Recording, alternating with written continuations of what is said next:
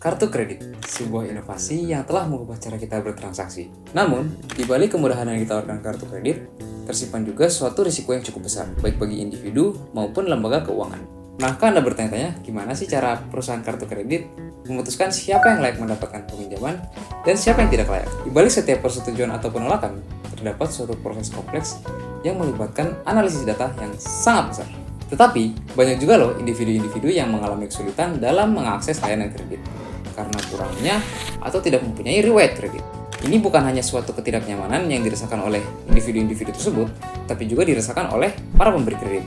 Kenapa? Karena para pemberi kredit berusaha minimalisir risiko terjadinya kredit yang macet. Dan jika tidak ada riwayat kredit, bagaimana cara pemberi kredit menilai risiko dari suatu individu? Pertumbuhan penggunaan kartu kredit yang pesat membawa konsekuensi berupa meningkatnya jumlah non-performing loan atau pinjaman yang tidak terbayar.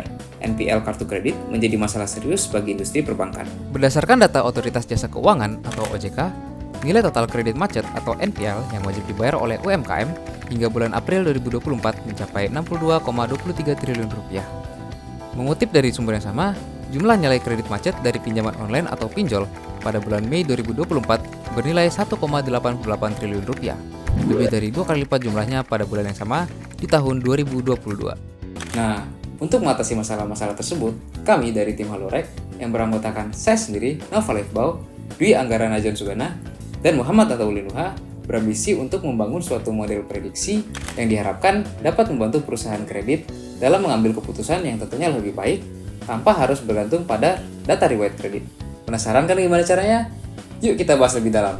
Pertama-tama akan saya jelaskan singkat-singkatnya metode penelitian kami dalam membangun model binary classification milik Halorek. Metode penelitian kami terbagi menjadi 7 tahapan berikut. Yang pertama, data understanding. Kami menggabungkan dataset demografi dan keuangan yang terhubung dengan label target menggunakan ID unik.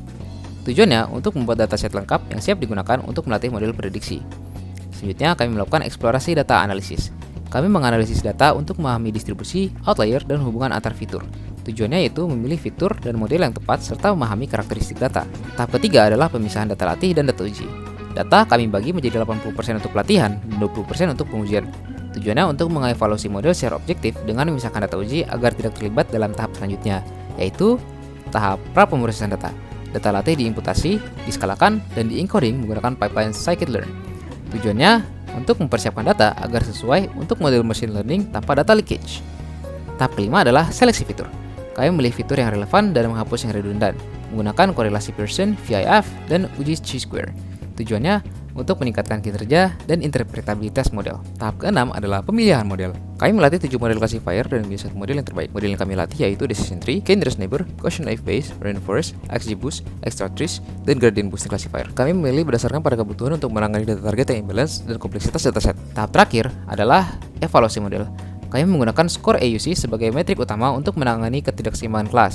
Tujuannya untuk menilai kemampuan model dalam membedakan antara aplikasi yang disetujui dan ditolak.